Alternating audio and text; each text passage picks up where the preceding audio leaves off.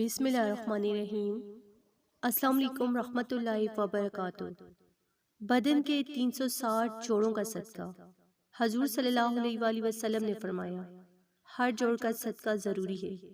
پوچھا گیا غریب کیسے نکالے؟ فرمایا یہ کلمات پڑھ لیں، بدن کے ہر جوڑ کا صدقہ ادا ہو جائے گا۔ صحیح مسلم کی روایت میں ان جوڑوں کی تعداد بھی ہے کہ انسان کے بدن میں گنتی کے قابل 360 جوڑ ہیں اور ہر جوڑ کے مقابلے میں صدقہ کرنا ضروری ہے۔ دو آدمیوں کے درمیان عدل کے ساتھ فیصلہ کرنا صدقہ ہے۔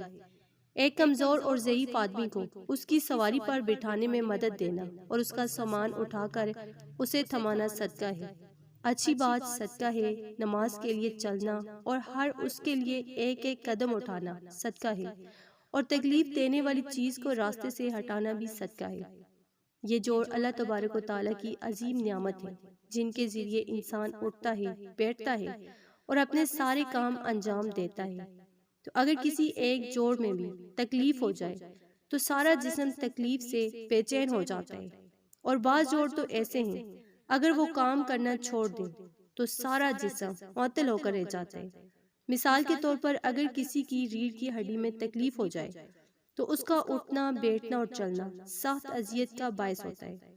غرض انسان ہر جوڑ کا محتاج ہے جس پر اسے شکر ادا کرنا چاہیے، اور شکر کا طریقہ یہ بتایا گیا ہے کہ ہر جوڑ پر صدقہ واجب ہے۔